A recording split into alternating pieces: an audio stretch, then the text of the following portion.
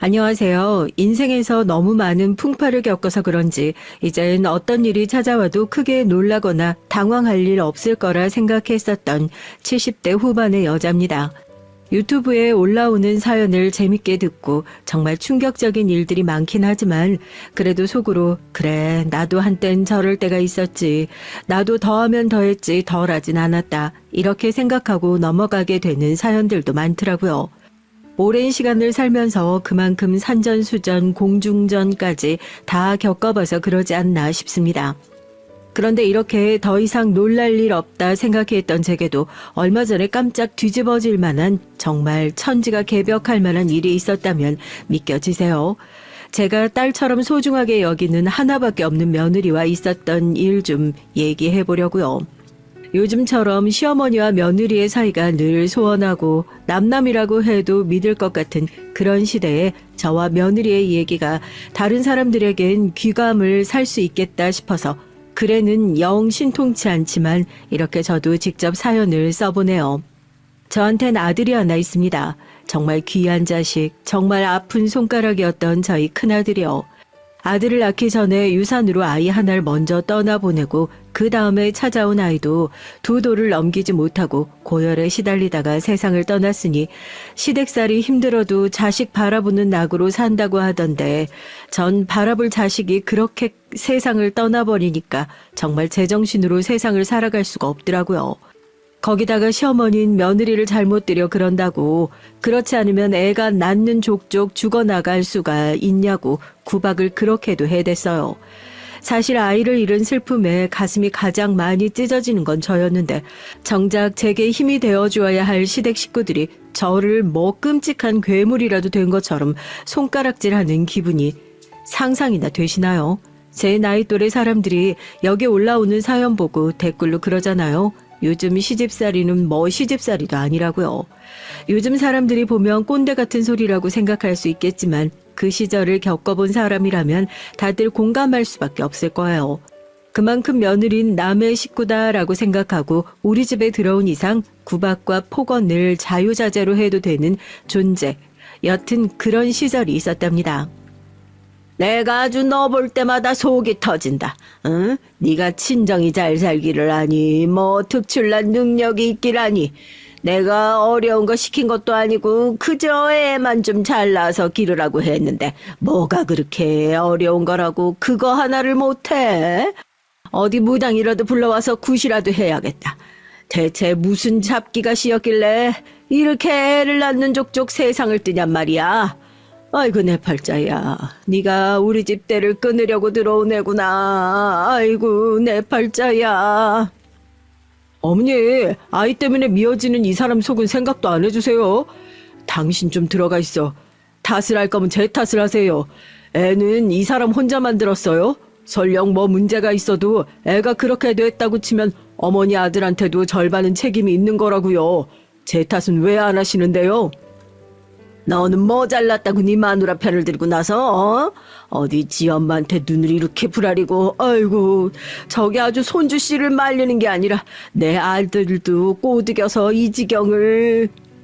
서러워가지고 밥도 못 먹고 부엌 아궁이 앞에서 풀리지도 않은 몸으로 치마를 입에 물고 눈물을 꾹꾹 삼키면서도 시댁에서 버틸 수 있었던 건 그래도 옛날 사람들 같지 않게 다정했었던 남편 덕분이었습니다.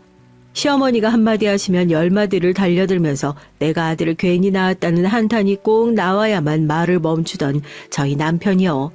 시어머니가 애 가지고 뭐라고 한 소리라도 할라치면 어디선가 튀어나와가지고 제 앞을 막아 세우고 제 편을 들어주던 든든한 남편 덕분에 아이를 잃은 슬픔도 빠르게 회복할 수 있었던 게 아닌가 싶습니다. 그래도 내 편 하나 정도는 있어야잖아요. 여보, 정말로 어머님 말씀대로 나한테 뭐 문제가 있는 게 아닌가 싶어. 아니면 어떻게 애가 이렇게 안 들어설 수 있겠어. 내가 전생에 무슨 죄를 지었길래 이럴까 정말. 그게 무슨 말도 안 되는 소리야. 당신이 죄가 있으면 나 같은 사람한테 시집 온 게 죄지. 이렇게 매일같이 시집살이를 당하는데 애가 마음 편하게 들어서고 배기겠어? 오히려 내가 미안하다. 내가 미안해. 어머니 다시는 쓸데없는 소리 못하게 내가 이번엔 제대로 단도리를 쳐놓을게. 여보, 난 있잖아. 만약에 아들 낳아가지고 며느리 보게 되면 절대로 우리 어머님처럼 안 할 거야. 당신 어머니 욕한다고 속으로 욕할 수도 있겠지만 난 며느리 보면은 내 딸이다 생각하고 내 자식이다 생각하고 구박도 안 하고 반찬도 좋아하는 반찬만 밀어주고 아들 안 낳고 딸 낳아도 아니 손주 안 낳아줘도 구박 한마디 안 하고 그렇게 아껴줄 거야. 아직 아들을 본 것도 아닌데 며느리 얻으면 난 딸처럼 아끼면서 살아야지. 오죽 시어머니한테 구박받은 것이 많았으면 그런 궁리를 먼저 할 정도였다니까요. 둘째 떠나보내고 한동안 애가 들어서지 않더니만 정말로 힘들게 찾아온 애가 우리 장남 성민이. 혹시라도 무슨 사고라도 애가 어떻게 잘못될까 싶어서 임신 중에도 자다가도 벌떡벌떡 깨고 그랬었는데 다행히 무사히 세상에 나와줬고 마음 불안했던 두 돌까지 큰 잔병치레 없이 무사히 잘 넘겨줬고요. 애 못 낳는 며느리라고 그렇게 구박을 하시던 시어머니도 아들 하나 낳고 나니까 구박이 좀 덜해지더라고요. 어렸을 땐 애가 아플까봐 어디 넘어지기라도 하면 마음이 내려앉기라도 하는 것처럼 떨렸었는데 남자애들이 오죽 드세요. 여기저기 치고 받고 넘어지고 하면서 건강하게 자라는 모습을 보니까 조금 마음이 놓이더라고요. 아들은 자라면서 속 한 번을 썩인 적이 없어요. 학교에서 시험만 봤다 하면 전교 1등, 2등. 솔직하게 얘기하면 남편도 저도 머리가 그렇게 좋은 편이 아닌데 얜 대체 누굴 닮았나 싶더라니까요. 얌전히 앉아서 공부만 잘하던 애였고 자연스럽게 저희 부부가 거는 기대도 커지기만 했죠. 애는 정말 우리랑 다르게 큰 사람이 되겠구나 싶었습니다. 시어머니께서 엄청 큰 족발집을 하시면서 남편을 키우셨고 지금은 남편이 그걸 이어받아 하고 있는데 왜 맛집들 보면 며느리한테도 비법 안 알려준다고 하잖아요.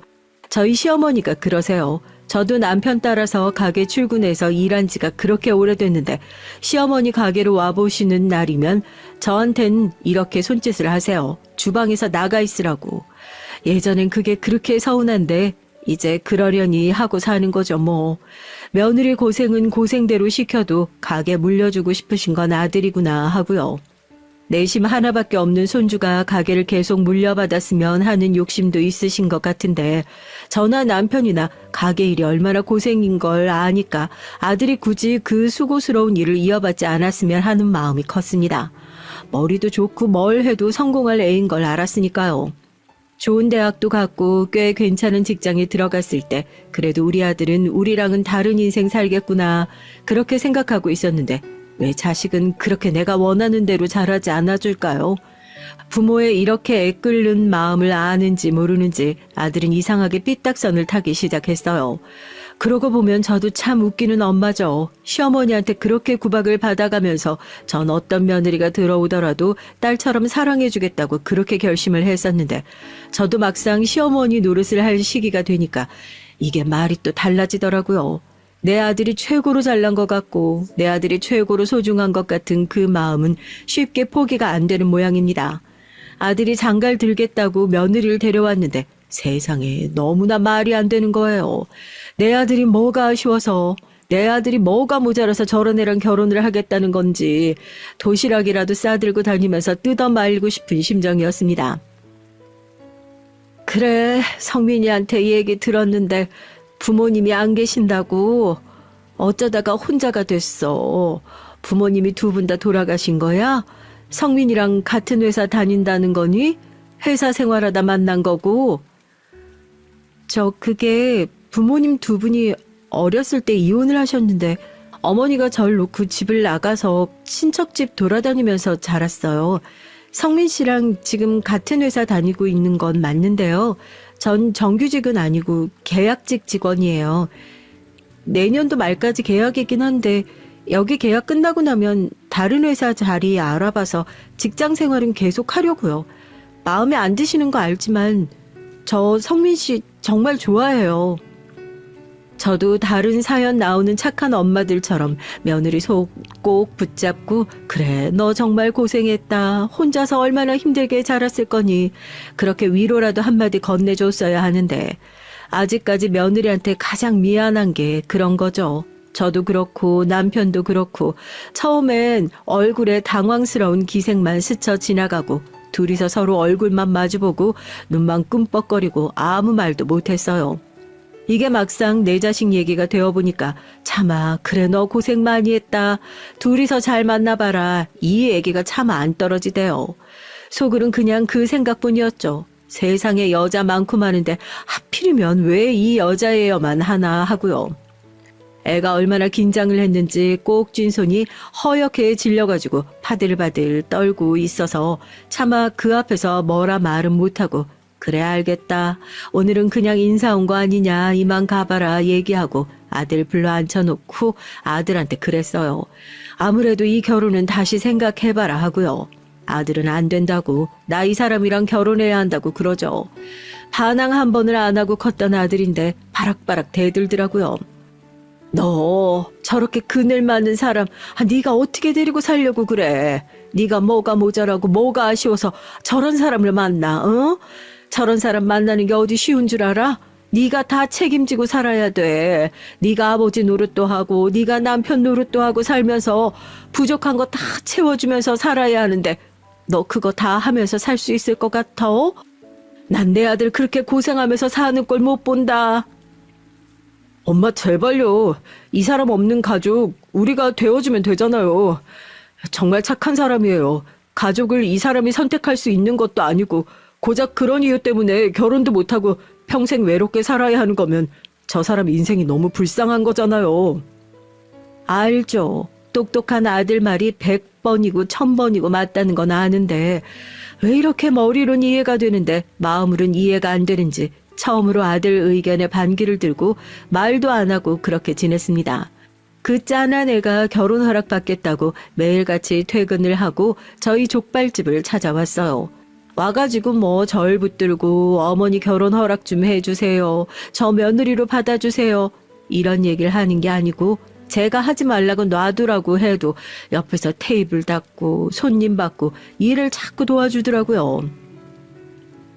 이래도 내 마음 안 바뀌니까 괜히 쓸데없는 힘 빼지 말고 돌아가요. 나 그쪽한테 아르바이트비 줄 수 있는 돈도 없으니까 시키지도 않은 일 하지도 말고요. 이런 말 서운하게 들릴 수 있는 거 아는데요. 나중에 자식 낳아보면 내 말 무슨 소린지 알 거예요. 아가씨가 미워서 그런 것도 아니고 아가씨가 어디 모자라서 그런 것도 아니에요. 그냥 내 아들이라 그래요. 내 아들이라서 내가 욕심이 너무 많은 엄마라 그러니까 그냥 평생 나 원망하면서 그렇게 살아요. 어머니, 저 아르바이트 받으려고 이렇게 나와서 가게를 돕는 거 아니에요. 알아요. 자식 안 낳아봐도 어머님 마음 무슨 마음인지 알겠어요. 어머니께서 성민 씨 얼마나 귀하게 얻은 자식이고 힘들게 키우셨는지 애지중지 돌보셨는지 다 들었어요. 그런 자식한테 좋은 집에서 사랑받으며 자란 여자 만났으면 싶으시겠죠. 저도 그 마음 이해하는데요. 근데 저 정말 성민 씨 사랑해요. 어머님 눈에 저 많이 모자라고 부족한 사람이겠지만 많이 노력해도 그래도 안 될까요? 행주를 부여잡고 눈물을 뚝뚝 흘리는데 참 그 모습이 안쓰럽고 마음이 아픈데도 차마 그럼 너 그래라 하고 입이 안 떨어지는 제 자신이 왜 그렇게 싫던지요.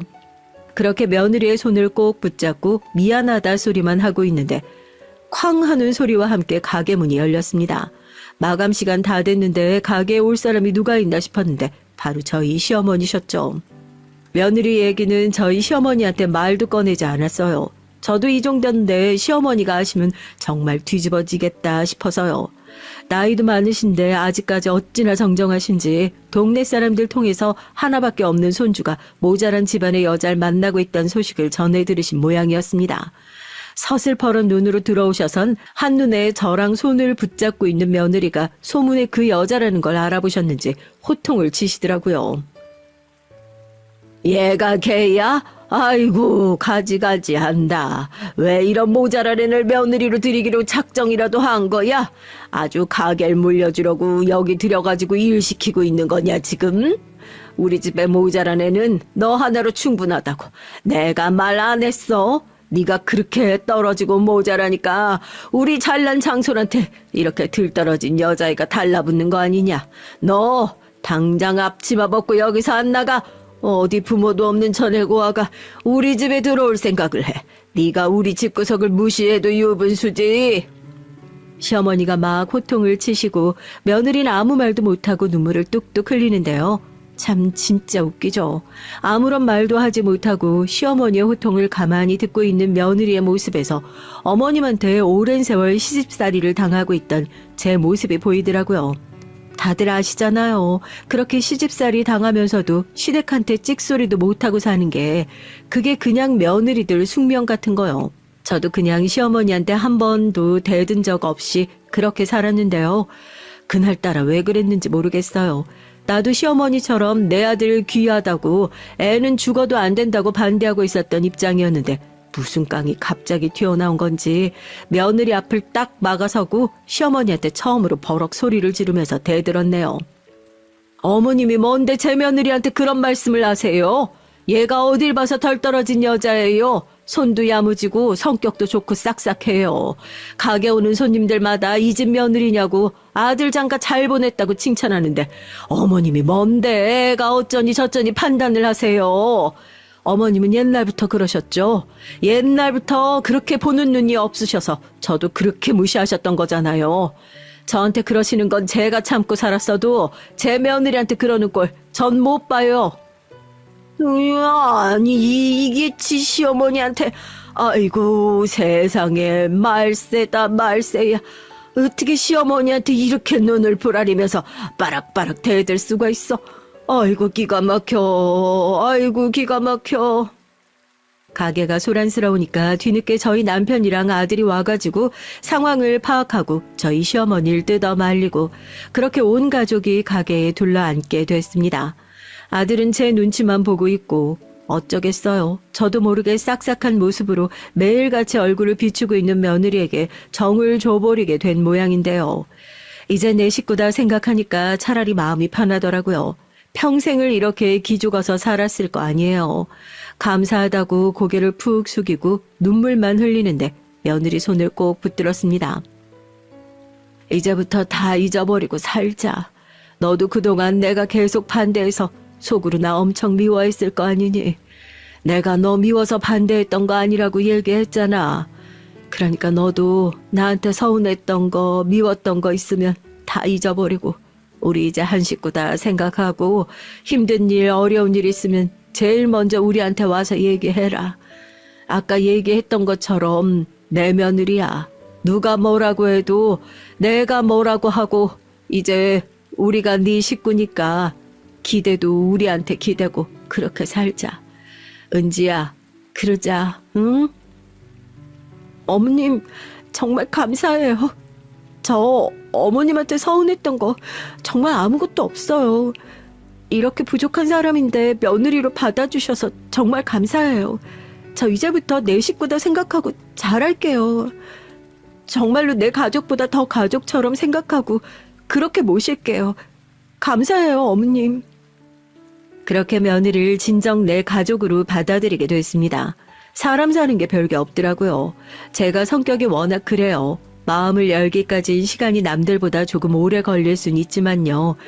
한번 마음을 열고 내 사람이다 생각을 하면 물심양면 다 퍼주는 거죠. 며느리도 내 식구다 하고 받아들이고 나니까 그렇게 마음이 가고 제가 항상 다짐했던 것 있잖아요. 난 며느리를 들이고 나면 며느리를 정말 내 딸이다 생각하고 대해야지.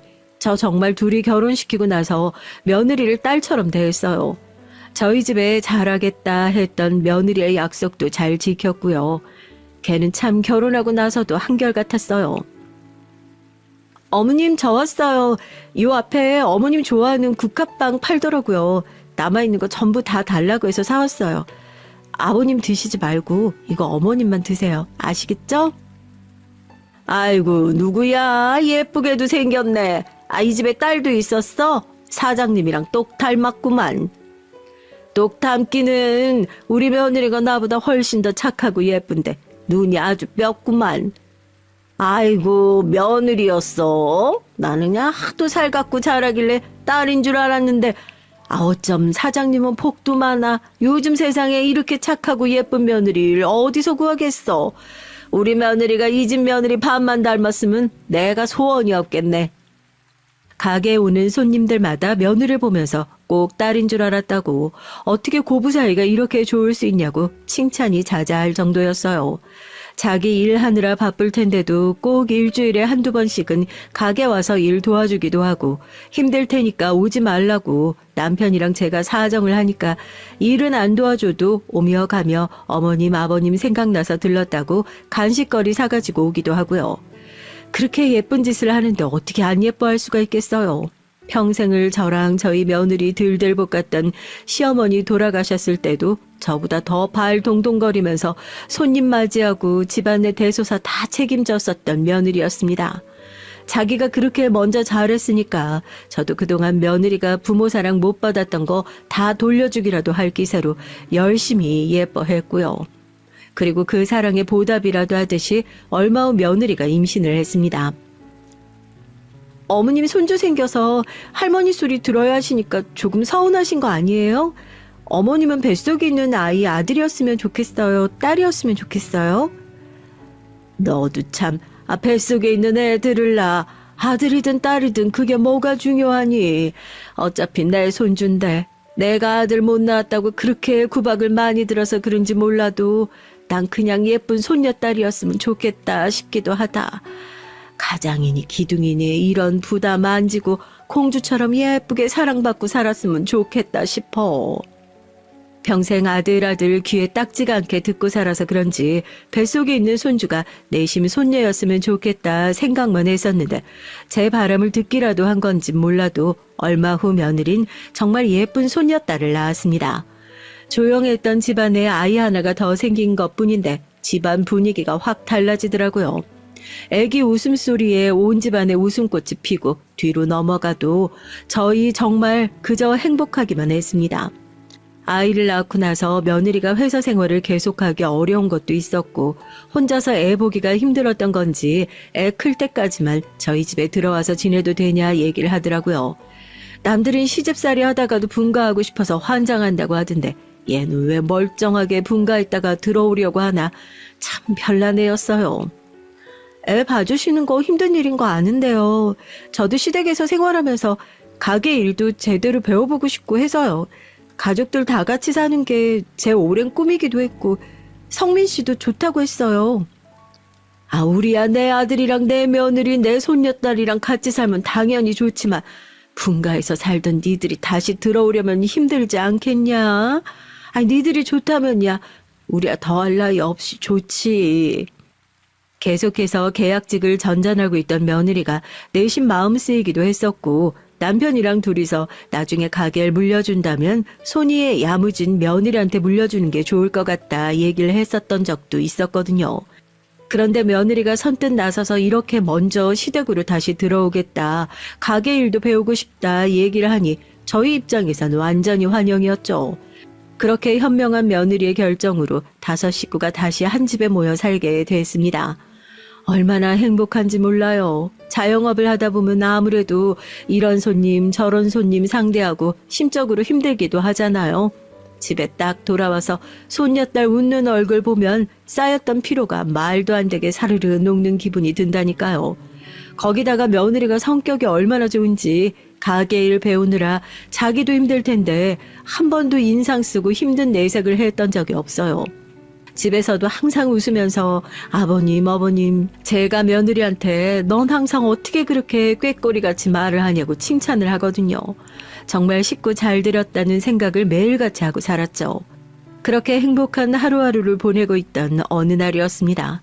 너무 행복해서 저희 가족에게 그렇게 큰 불행이 찾아올 거라곤 일말의 예상도 하지 못하고 있었죠.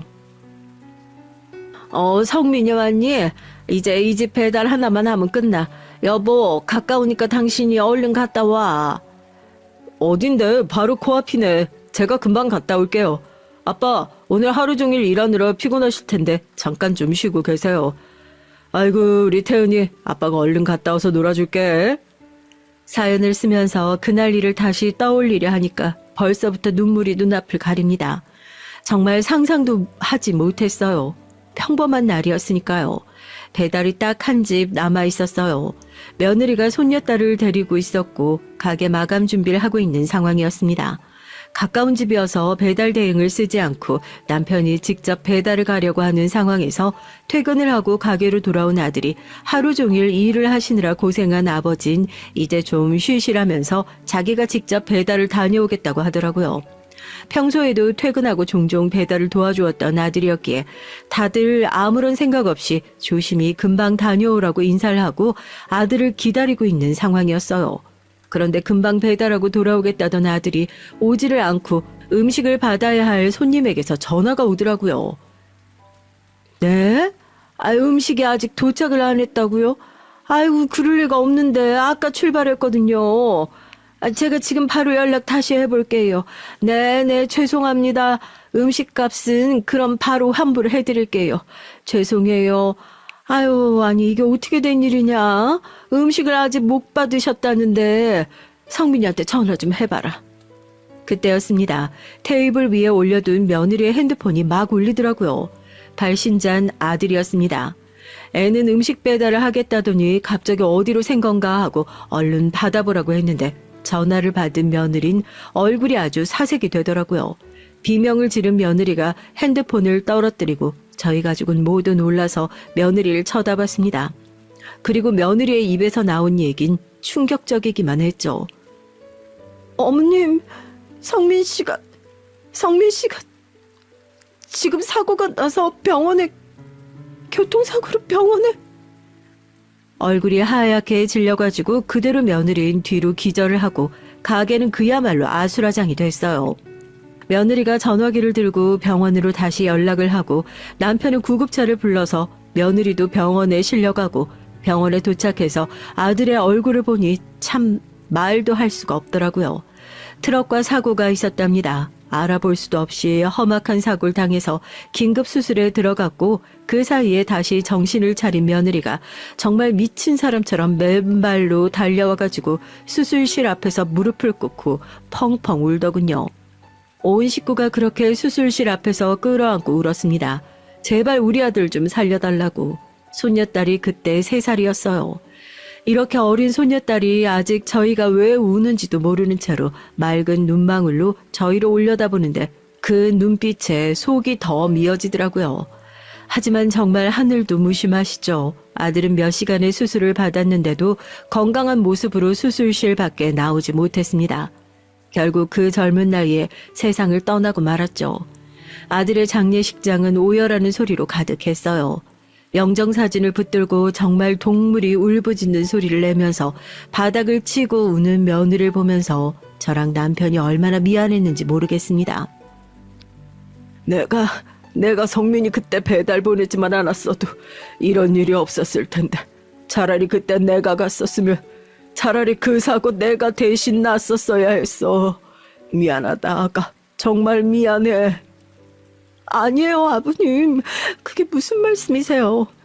성민 씨 이렇게 된 거 누구 탓도 아니에요. 아버님 탓은 더더욱 아니고요.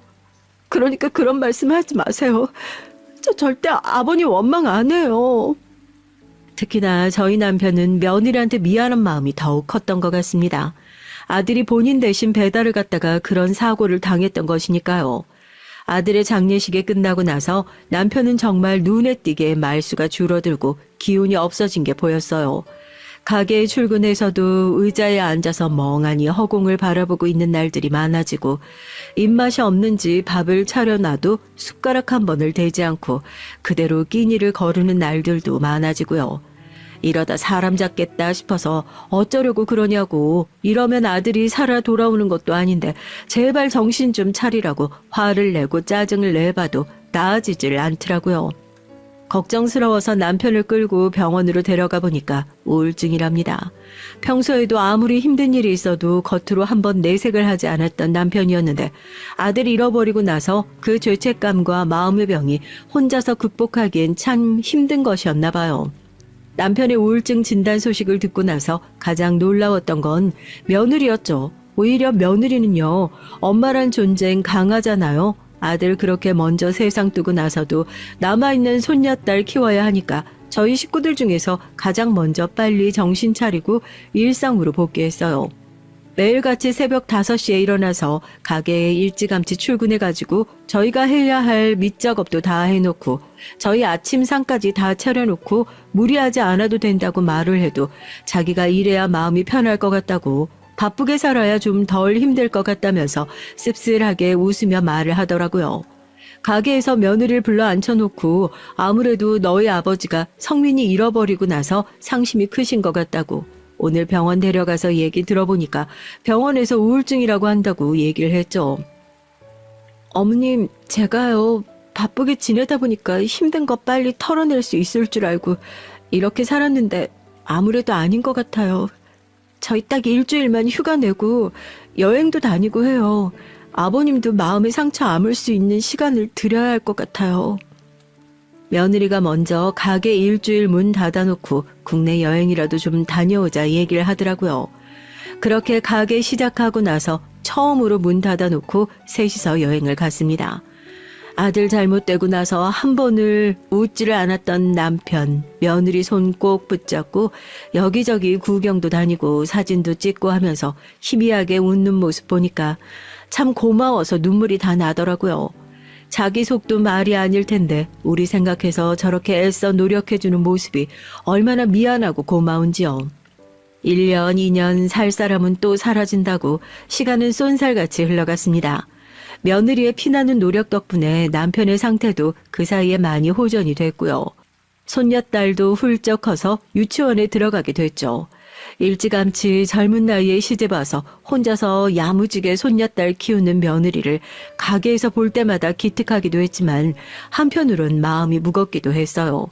남편도 같은 생각을 했던 것 같네요. 여보, 은지 아직 나이도 젊은데 언제까지 우리가 이렇게 데리고 있는 것도 아닌 것 같다. 그런 생각이 들어서. 당신 생각은 어때? 좋은 사람이 있으면 꼭 좀 만났으면 좋겠는데 제 성격에 그럴 것 같지도 않고 정말 내 딸 같아서 볼 때마다 마음이 너무 안 좋아. 태훈이도 아빠가 있으면 좋을 텐데. 안쓰럽지. 은지 나이가 지금 몇인데 좋은 사람이 있으면 내가 직접 중매라도 서주고 싶어. 요즘 세상에 저런 애가 어딨냔 말이야. 남편 잃고 나서도 시부모님 모시겠다고. 아이고. 남편이랑 전 진작부터 아들 세상 떠난 이후로 며느리한테 너 이제 나가 살아도 괜찮다고, 너도 좋은 사람 있으면 만나도 괜찮다고 오히려 독려를 했던 사람들이에요. 손살을 치면서 괜찮다고, 자긴 이렇게 지금처럼 어머님 아버님이랑 같이 사는 것이 좋다고 거절을 했던 것이 저희 며느리였고요. 남편이나 저나 정말로 며느리를 딸같이 생각했었으니까 젊은 나이에 혼자서 딸 키우면서 가게일 하고 있는 모습이 영 안쓰럽기만 하더라고요.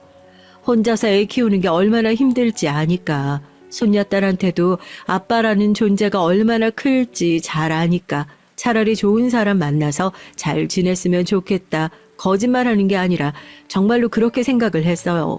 그런데 언제부턴가 며느리 퇴근 시간에 맞춰서 가게 앞에 웬 남자 한 명이 왔다 갔다 하더라고요. 만나는 사람이라도 생겼나 싶어 넌지시 물어보니까 그건 아니고 중학교 때부터 알고 지냈었던 동창이랍니다. 세상에 어떤 동창이 그렇게 퇴근 시간 맞춰가지고 얼굴 보겠다고 매일같이 기다리고 있어. 괜찮으니까 솔직하게 얘기해봐. 그 사람이 너 좋다고 그러니? 네 마음은 어떤데? 벌써 몇 년이 지났는데요. 이제 며느리 마음에 다른 사람이 들어온다고 하더라도 전혀 이상할 것도 아니고 죄책감 느낄 일도 아닌데 그런 마음 갖는다는 것도, 또 그런 얘기를 제 앞에서 한다는 것도 며느리 입장에선 참 죄송스러웠나 봅니다. 대답도 하지 못하고 고개 푹 숙이더라고요. 제가 다 안다는 듯이 아무 말도 하지 않고 그냥 며느리 어깨를 당겨서 꽉 끌어안아 줬습니다. 은지야, 괜찮어. 엄마 네 맘 다 안다. 네 맘 다 알아. 미안해하지도 말고 죄송스러워하지도 말고. 은지야, 살 사람은 살아야지. 우리 성민이가 너 혼자서 힘들게 살길 바라고 있을 것 같아? 태은이 열심히 키우면서 너 행복하게 잘 살길 바랄 거야. 그런 생각하지 말고 그냥 어떻게 하면 너랑 태은이 행복하게 살 수 있을까, 오로지 그것만 생각하면서 살아. 좋은 사람인 것 같으면 만나. 만나야지. 우리 다 한마음 한뜻으로 응원하니까 부담 갖지 말고 편하게 생각해. 어머님, 정말 죄송해요. 정말 죄송하고 또 감사해요. 정말로요. 아니나 다를까 좋은 감정 가지고 만나고 있는 사이인 것 같더라고요. 시부모님 집에 애 데리고 살면서 자기도 얼마나 속으로 마음이 불편했겠어요.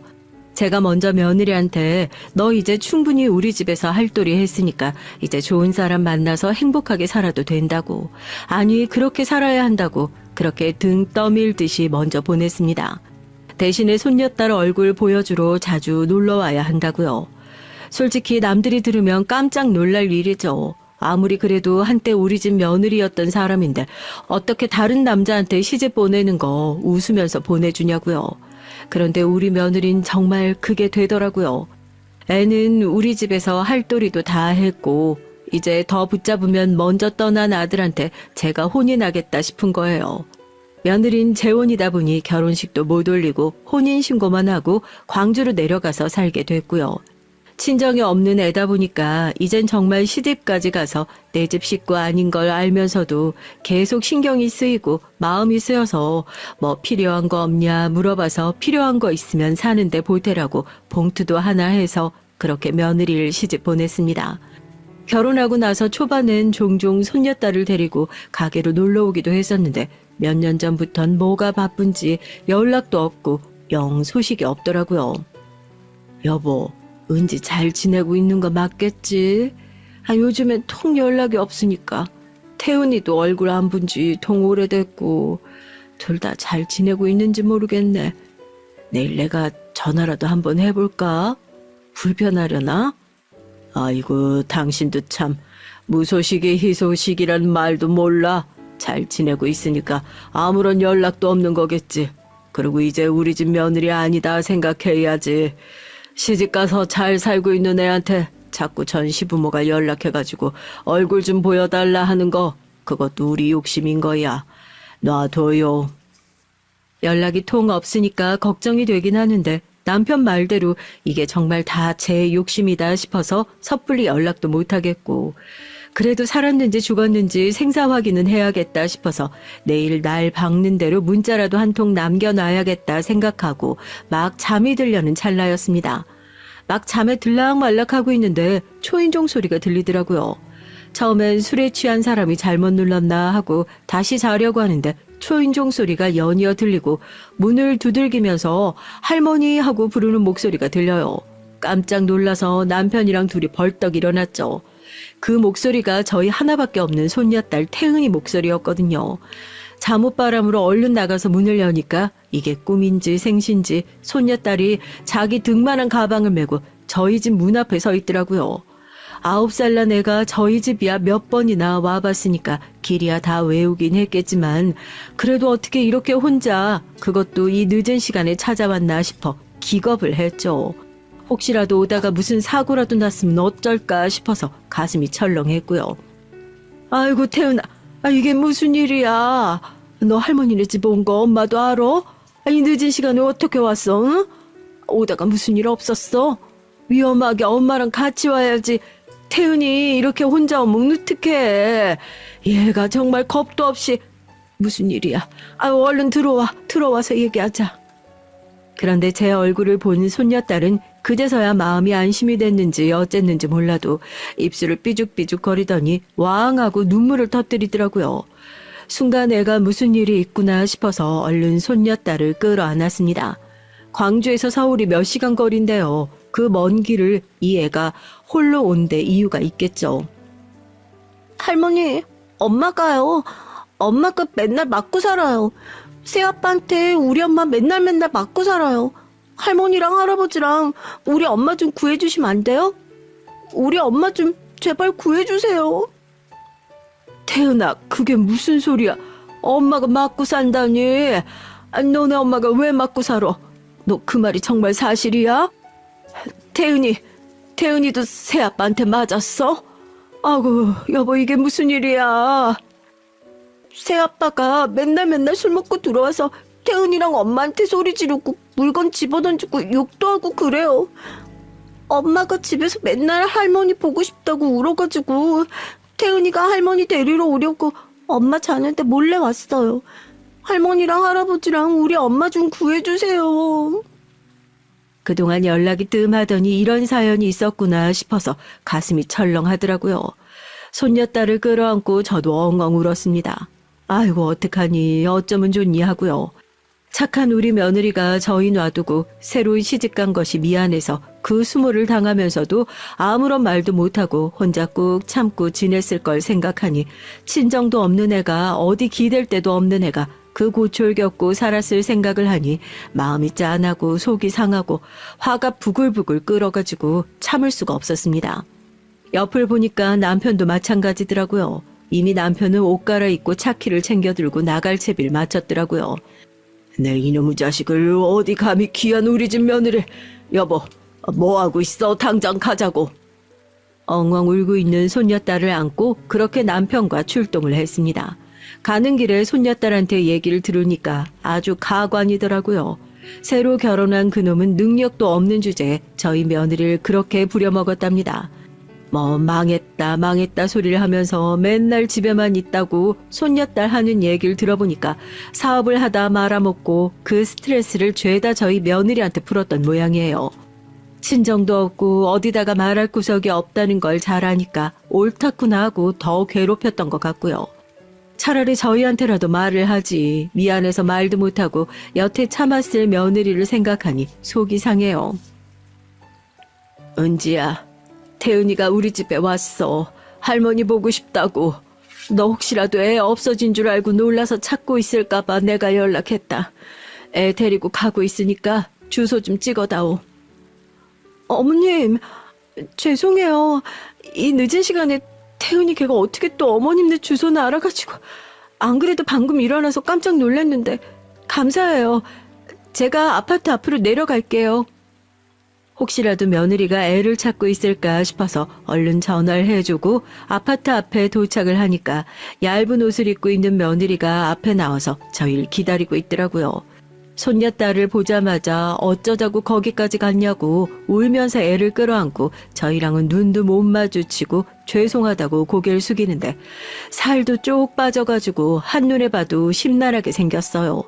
먼저 들어가 보겠다고 인사하고 돌아서는 며느리의 팔을 제가 탁 붙잡았죠. 말없이 팔뚝을 확 걷으니까 팔이 아주 얼룩덜룩한 게 며느리가 놀라가지고 황급히 옷을 확 내리면서 살림하다가 부딪혀가지고 다친 거라고 변명을 하더라고요. 아이고 은지야 어쩌자고 그래 어쩌자고. 내가 다 알고 왔다. 너 그렇게 살라고 우리가 시집 보낸 줄 알아. 당장에 니네 집으로 앞장서라. 뭐가 무서워서 그러고 살고 있어. 네가 가족이 없어 뭐가 없어. 우리가 식구인데 왜 우리한테 말도 못하고 그러고 살아. 어머님 아버님 제가 죄송해서 어떻게 그래요. 결혼한다고 집 나온 며느리인데요.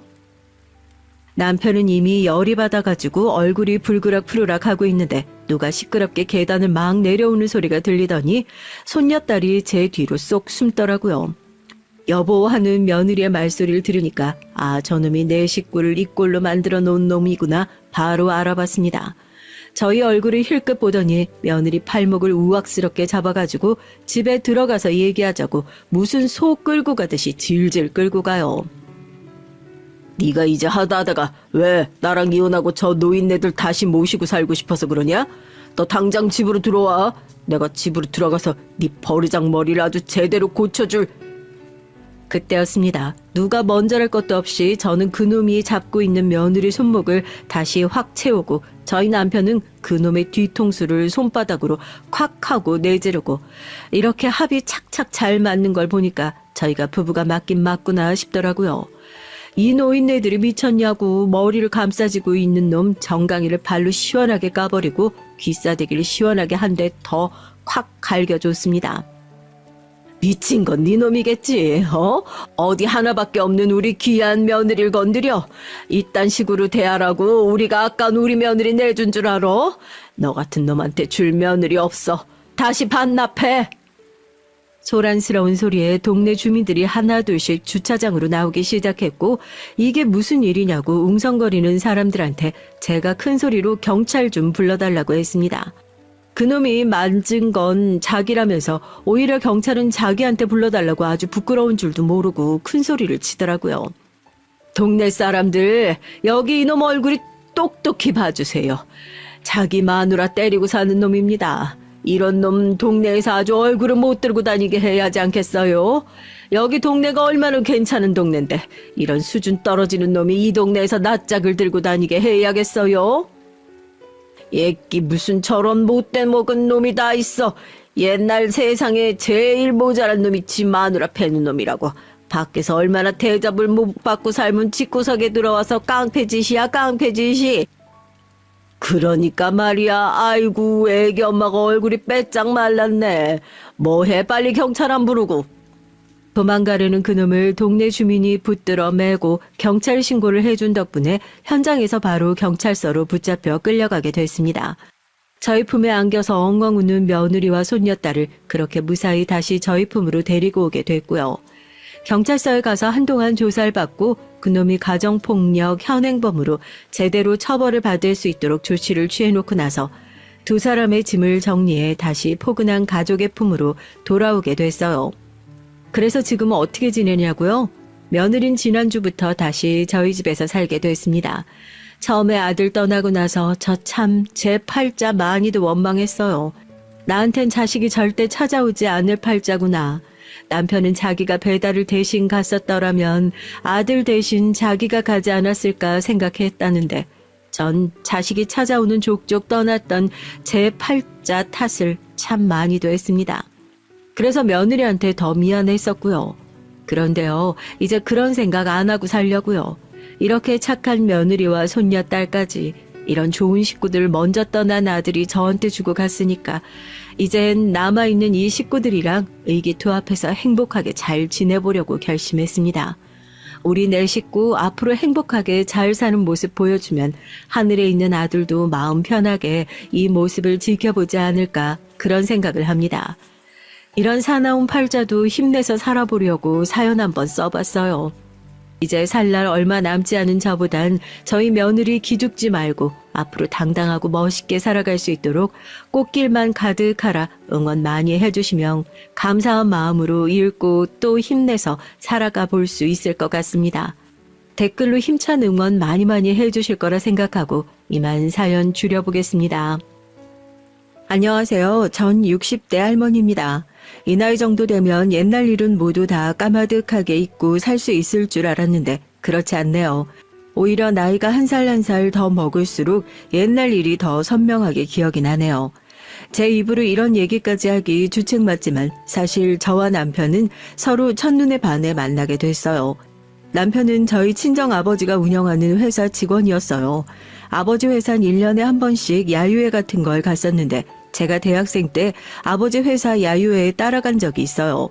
그런데 그 야유회 자리에서 장기자랑 시간에 남편이 무대에서 기타를 치며 노래를 하는데 그 모습에 제가 한눈에 반하고 말았습니다. 그때부터 전 남편에게 어떻게 하면 말을 걸 수 있을까만 신경 쓰느라 아무것도 못하고 있었어요. 그런데 그날 저녁 남편이 먼저 제게 다가와 기타 치는 방법을 알려주겠다고 말을 걸더라고요. 알고 보니 남편도 절 보자마자 마음에 들어서 일부러 기타를 가르쳐주겠다고 다가온 거였습니다. 그렇게 운명처럼 만난 저와 남편은 서로에게 강하게 끌렸어요. 그땐 둘이 얼마나 좋아했는지 만난 지 반년도 안 돼서 결혼하겠다고 설레발을 쳤습니다. 그러다 친정 부모님 반대에 부딪혔어요. 너처럼 평생 고생이라고 모르고 공부만 하고 살던 애가 그런 없는 집구석에 시집가서 도대체 어떻게 살겠다는 거야. 너 시부모님 모시면서 얌전히 살림하면서 살 수 있겠어? 안 그래도 남편네 집안 사정이 썩 좋지 않아 부모님께서 마음에 들어 하지 않았는데 결혼하면 제가 시댁에 들어가 시부모님을 모시고 살아야 한다고 하니 저희 친정 부모님께선 걱정이 많으셨죠. 당시에 대학 갓 졸업한 애가 뭘 알겠어요. 철딱선이라고는 없었던 전 마냥 남편이 좋아서 현실을 전혀 직시하지 못하고 남편과 살 수 있다면 뭐든지 좋다고 우겼습니다. 그렇게 저와 남편은 결혼했어요. 애 아빠가 다른 건 다 괜찮은데 술하고 친구를 그렇게 좋아했어요. 결혼하고 딸 낳을 때까지 1년 정도를 시댁에 들어가 살았었는데 저를 혼자 시댁에 두고 퇴근만 하면 매일 술을 먹고 들어왔습니다. 말은 매일 친구들과 밴드 연습하는 거라고 했지만 결국은 항상 술에 취해서 들어왔어요. 그때만 생각하면 정말이지 사람이 미쳐버릴 노릇이었죠. 전 혼자 하루 종일 시댁에서 시부모님 수발 들면서 눈치 보느라 숨도 제대로 못 쉬었고요. 더군다나 저한테는 시누이도 둘이나 있었어요.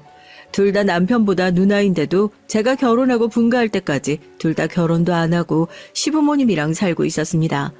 제가 생각해도 그럴만해요. 시누이 둘 다 성격이 보통이 아니라 웬만해선 시집가기 힘들겠다 싶었거든요. 얼마나 드세고 못됐는지 자기들도 여자고 심지어 나이도 나보다 더 많으면서 집에 와선 손 하나 까딱 안 하고 굳은 일은 자꾸 저한테 시켰어요.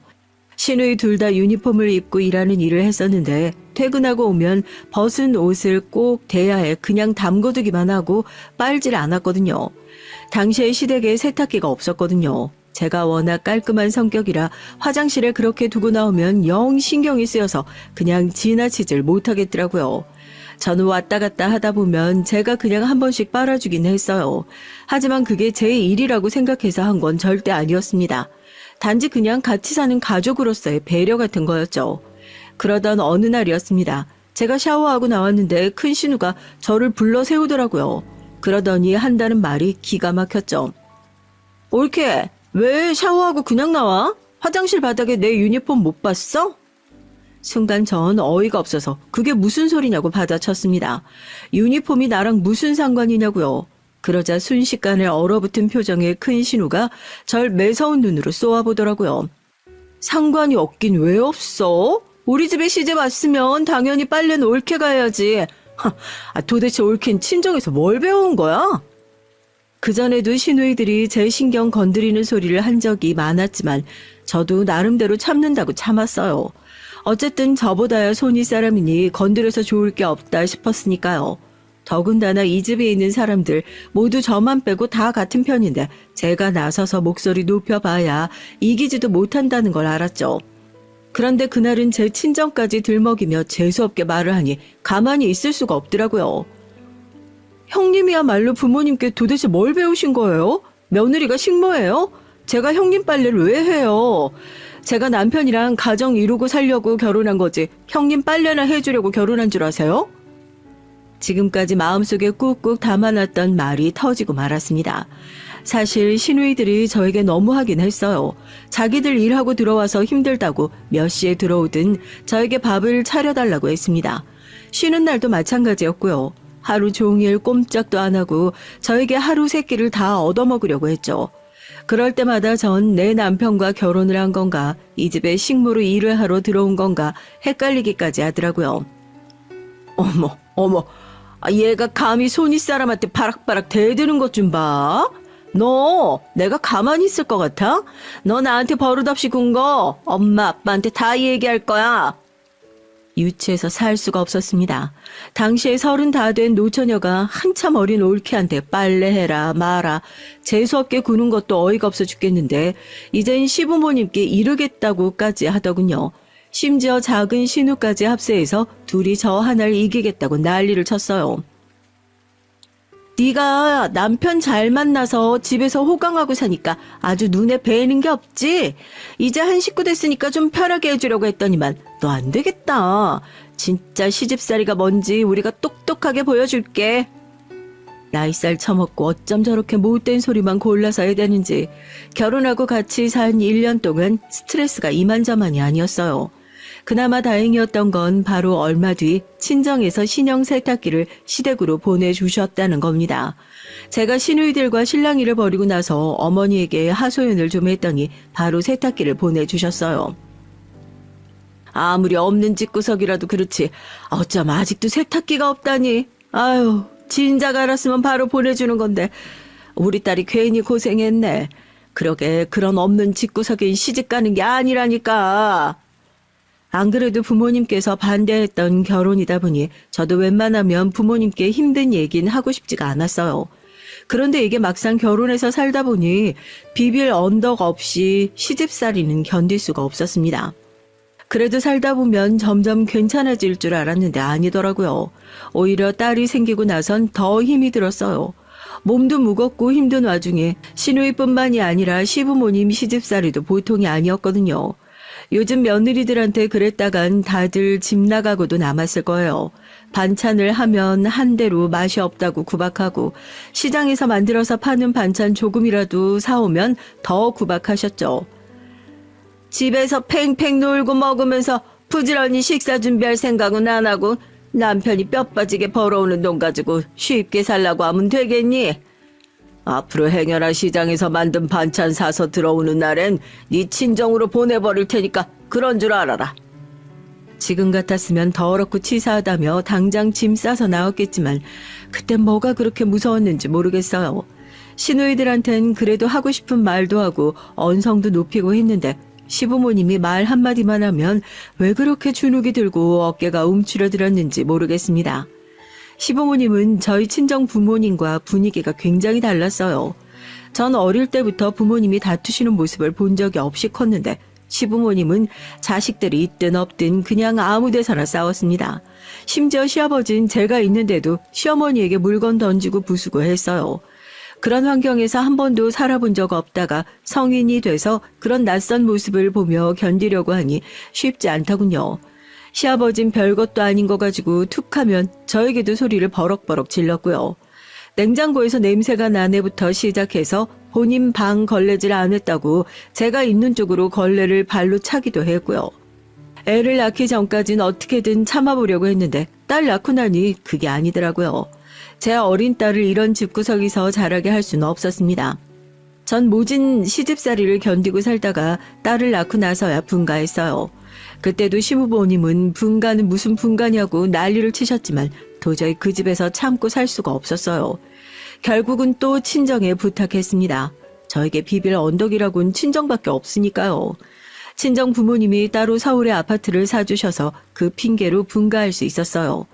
제가 통화를 할 때마다 시부모님이 너무 무섭고 같이 살기 싫다고 하소연을 했더니만 아버지께서 집을 사줄 테니 무조건 분가해서 나오라고 했죠. 안 그러면 이혼시키겠다고까지 하셨어요.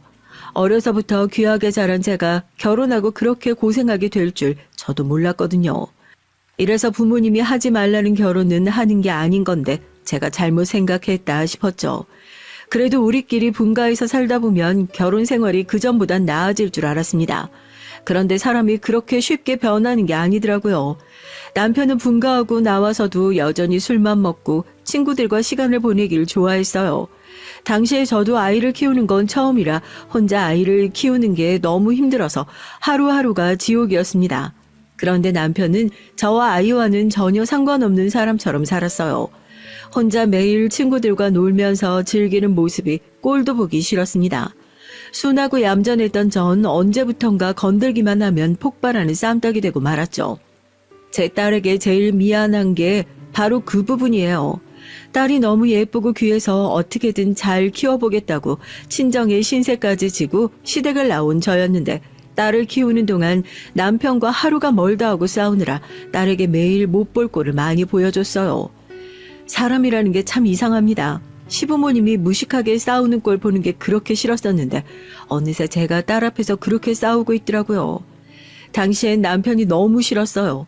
결혼 전 남편을 너무 사랑했었기 때문에 결혼하고 달라진 남편이 너무나도 끔찍하게 싫었습니다.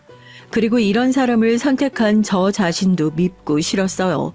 차라리 그때 부모님 말씀대로 결혼하지 않고 살았으면 좋았을 텐데 매일 후회했죠. 그러다 보니 남편만 보면 저도 모르게 미운 소리가 튀어나왔어요. 그날도 남편은 밤새 친구들과 술을 마시고 잔뜩 취해서 택시를 타고 집에 왔습니다. 택시나 타고 곱게 집에 들어오면 다행이죠. 매일 술이 떡이 돼서 집도 못 찾고 택시를 타고 집 주변을 빙빙 돌고 다니니 미칠 노릇이었습니다. 그렇게 술이랑 친구가 좋으면 술이랑 친구랑 살지 결혼은 나랑 왜 했어? 당신이 졸졸 쫓아다니지만 않았으면 내 인생 이렇게 꼬이진 않았을 거 아니야. 얼씨구, 술이랑 친구랑 결혼을 못하니까 당신이랑 했지. 나도 당신이 이렇게 바득바득 바가지 긁는 여잔 줄 알았으면 결혼 안 했어. 뭐야? 당신 말 다 했어? 남편 노릇은커녕 아비 노릇도 못하는 인간이 어디서 큰 소리야. 분가하고 따로 나와서 사니 눈치 볼 시부모님도 없으니 오히려 더 매일 싸웠습니다. 저는 저대로 남편 하는 짓이 싫으니 결혼이 후회된다고 매일 소리를 질렀고 남편은 남편대로 매일 들들 볶는 제가 지겹다고 했어요. 그렇게 정신 못 차리고 싸우다 보면 어느새 방에서 딸아이가 우는 소리가 들렸죠. 딸아이인 저와 남편이 싸우는 게 무섭다며 숨죽이고 울고 있었습니다. 그 모습을 보면 마음이 어릿거릴 정도로 아파서 다시는 그러지 말아야지 하다가도 그 며칠 뒤면 또 술을 먹고 들어오는 남편 때문에 화가 났어요. 그렇게 20년을 매일 지긋지긋하게 싸우기를 반복하고 살다가 딸아이가 대학생이 됐던 해에 저나 남편이라 정신을 번쩍 차릴 만한 사건이 있었어요. 딸이 대학에 합격하자마자 저와 남편에게 폭탄 선언을 했습니다. 나도 이제 성인이니까 독립하고 싶어요. 학교 근처에 방 얻어서 나갈 테니까 월세 보증금만 좀 도와주세요. 생각지도 못한 말에 저와 남편은 충격을 받았어요. 그때까지 딸애가 한 번도 독립의 독자도 꺼낸 적이 없었거든요. 아유, 우리 딸 농담이지. 집도 학교에서 멀지도 않은데 갑자기 독립은 무슨 독립이야. 엄마가 우리 딸이랑 떨어지면 외로워서 어떻게 살라고. 제가 지긋지긋한 남편이랑 20년이나 참고 산 건 다 우리 딸 때문이었습니다. 딸 아니었으면 남편이랑 이혼했어도 진작에 했을 거예요. 그런데 기껏 힘들게 다 키워놨더니만 집을 나가겠다고 하네요. 나 지금까지 엄마 아빠랑 같이 사는 거 너무 힘들었어. 둘이 매일 싸우면서도 나 때문에 참고 산다고 하는 것도 너무 싫었고 이젠 나도 성인이니까 내가 하고 싶은 대로 할래. 난 내가 알아서 살 테니까 엄마 아빠도 이제 내 핑계 대지 말고 둘이 알아서 살아. 난 엄마 아빠 이혼해도 상관없어. 그 순간을 떠올리면 지금도 머리가 띵해요. 언제나 어린아이 같았던 딸내미가 어느새 이렇게 불쑥 커서 제 앞에서 저와 남편과 같이 사는 게 하나도 행복하지 않다고 말하더라고요. 그때의 충격은 말로 다 할 수 없습니다. 다시 생각해도 끔찍해요. 그리고 얼마 뒤 딸은 정말 독립해서 집을 나갔습니다. 그때 생각하면 정말 수만 가지 생각이 들어요. 일말에 언질도 없이 그렇게 갑자기 선포하고 나가버린 딸에게도 너무 서운했지만 사실 절 원망하는 마음이 가장 컸습니다. 어른으로서 아이 앞에서 그렇게 해선 안 되는 거였는데 당시엔 남편에 대한 원망과 미워하는 마음이 너무 커서 아이고 뭐고 신경 쓰지 못했던 것 같아요. 결국은 제 착각이었던 거죠. 제 마음을 잘 돌보지도 못하면서 애한테 최선을 다하고 있다고 생각했어요. 딸아이가 독립해 나가고 난 뒤 큰 집에 덜렁 남겨진 저와 남편은 많이 반성했습니다. 지금까지 부부의 젊은 패기로 자식을 힘들게 했다는 것에 깊은 반성을 하며 앞으로는 절대 그런 모습 보이지 않겠다 둘이 다짐했어요. 저와 남편은 지난날 서로를 원망하고 미워했던 마음을 해소하기 위해 지역 내의 부부 상담센터에 다니며 상담도 받았습니다. 물론 평생 싸워온 두 사람이 하루아침에 달라지는 게 쉽지 않았지만 그래도 집을 나가겠다고 담담하게 말했던 딸아이의 슬픈 얼굴을 떠올리며 잘 참아보자 싶었죠. 딸에게 좋은 엄마 아빠가 되기 위해서요. 그래도 노력한 덕분에 차차 남편과 저의 사이는 좋아졌어요. 함께 등산도 다니고 테니스도 치러 다니면서 함께 할 수 있는 시간을 늘려나갔죠. 남편도 지난 날을 많이 반성하고 저에게 미안하다고 사과를 했습니다. 그땐 내가 너무 철이 없었어. 그동안 당신이랑 우리 딸내미한테 못한 거 평생 내가 갚으면서 살게. 미안해. 남편은 약속의 하나로 술까지 끊고 집안에 충실했어요. 매일 퇴근하고 오면 함께 저녁 먹고 저에게 기타를 가르쳐주기도 했죠. 그리고 가장 중요한 시부모님과 제 중간에서 방관자가 아니라 아들과 남편으로서의 역할에도 충실하겠다고 약속했습니다. 그래도 서로 잘 해보겠다고 마음을 먹어서 그런지 저와 남편은 몇 년 새에 많이 좋아졌어요. 진작 그랬으면 좋았겠지만 어쨌든 몇 년 새에 싸우는 일 없이 사이좋게 잘 지냈습니다. 그런데 생각지도 못했던 일이 생겼어요. 뿌린 대로 거둔다는 말이 딱 맞았어요. 딸아이가 대학을 졸업하고 취직을 한 지 얼마 되지 않았는데 갑자기 결혼을 하겠다면서 남자를 집에 데리고 왔습니다. 저나 남편은 전혀 몰랐는데 알고 보니 연애를 5년 넘게 했대요. 이런 와중에도 제가 이런 말을 하게 될 줄은 몰랐지만 딸 애가 데려온 사윗감이 너무 마음에 안 들었어요. 마음에 안 드는 정도가 아니라 할 수만 있다면 결혼을 뜯어 말리고 싶었습니다. 예비 사윗감은 술 안 마신다는 것 하나 빼고는 마음에 드는 구석이 하나도 없었거든요. 저도 어른으로서 이런 소리 하고 싶지 않았지만 사윗감은 딸보다 5살이나 많고 30을 훌쩍 넘긴 나이면서도 이뤄놓은 게 아무것도 없었어요. 20대 때 만화 그린다고 집에 처박혀 그림만 그리다가 허송세월 보내고 얼마 전에 작은 회사에 들어갔는데 월급이 글쎄 200만 원도 안 된다네요. 그렇게 살았으니 모아둔 돈이 있을 리 없죠. 심지어 지금 사는 집도 반지하 월세에다가 젊어서 그림 그리면서 생활비 대출 받은 게 1억이나 있답니다. 저는 딸아이의 얘기를 듣는 내내 너무 기가 막혀서 얘는 도대체 이런 얘기를 왜 저에게 하는 건지 이해가 되질 않았죠. 누가 봐도 너희가 지금 결혼할 상황이 아닌 것 같은데 무슨 염치로 집에 와서 결혼 허락을 해달라는 거야. 저도 딸에게 쌀쌀맞게 대하기 싫었습니다. 하지만 이런 딸이 저와 남편에게 해도 너무하는 거였어요. 그런 와중에 딸년이 하는 말이 기가 막히더군요. 결혼할 상황이란 게 따로 있어? 우리 연애도 5년이나 했고 서로에 대해서 너무 잘 알아. 우리 둘은 결혼하면 잘 살 거야. 순간 저와 남편은 둘이 눈이 딱 마주쳤어요. 그리고 동시에 웃음이 터졌죠. 그 순간 문득 생각이 떠오르는 게 저와 남편이 결혼하겠다고 친정 부모님께 인사 갔던 날이 떠오르더라고요. 우리 부모님도 지금의 우리처럼 이렇게 어이가 없고 기가 막혔을까 싶었습니다. 지금이야 둘 다 서로 너무 좋으니까 현실이 안 보이겠지. 근데 엄마 아빠 눈엔 너무 다 보여. 너희 둘 지금 결혼하면 매일 지지고 볶고 살다가 결국은 못 산다고 할 거다. 물론 남편이 일어나지도 않은 일을 가지고 과장되게 얘기했다는 건 압니다. 하지만 저도 남편과 생각이 같아요. 아무리 사랑해도 결혼 생활이라는 게 사랑만 가지고 되는 게 아니니까요. 우린 엄마 아빠랑 달라. 둘이 무슨 일이 있어도 안 싸우고 엄마 아빠처럼 실패한 결혼 안 할 자신 있어. 딸아이 입에서 실패한 결혼이란 소리가 나오는데 저도 모르게 울컥했습니다. 너 실패한 결혼? 엄마 아빠한테 네가 있는데 왜 실패한 결혼이야? 그리고 엄마 아빠는 적어도 빚은 없이 시작했어. 그런데도 현실이 안 싸우고 살 수 없게 만드는 게 결혼이라고. 근데 너희는 아무것도 없는 주제에 빚까지 떠안으면서 결혼을 하겠다고? 얼씨구 행여나 안 싸우고 잘 살겠다. 딸에게 빈정거린 엄마가 되고 싶진 않았지만 딸의 행동에 절대 좋은 말이 나오지 않았습니다. 그렇게 서로 감정이 상한 채 헤어지고 난 뒤 저와 남편은 고민이 많았어요. 누가 봐도 허락해 줄 수 없는 결혼이었는데 딸이 하는 짓을 보니 쉽게 포기하지 않을 것 같아서요. 더군다나 5년이나 넘게 만났는데 저나 남편이 설득한다고 해서 말을 들을 것 같지 않았거든요. 그러던 중 생각지도 못한 일이 벌어지고 말았습니다. 제 입으로도 말하기 부끄러운데 딸년이 결국은 사고를 치고 말았어요. 뜬금없이 전화가 와선 임신했다고 통보를 하더군요. 벌써 6주 됐대. 엄마랑 아빠가 허락 안 해주고 문기적거리는 바람에 나 배불러서 결혼식장 들어가게 생겼어. 세상에 이런 걸 보고 눈 뜨고 코 베인다고 하나요? 적반하장도 유분수였습니다. 제 딸년이지만 어쩜 저렇게 뻔뻔한지 모르겠어요. 너 내 딸 맞아?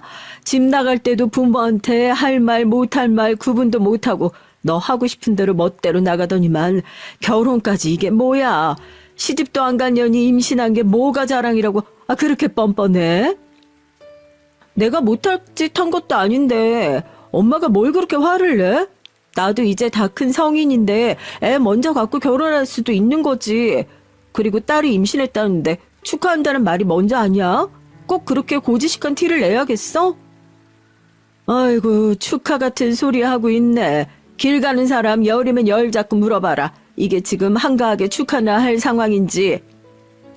젊어선 남편이 그렇게 제 속을 뒤집어 놓더니만 이제 좀 나이 들어서 마음 좀 편하게 사나 보다 했더니 뒤늦게 딸년이 제 속을 뒤집는데 속상해 죽겠어요.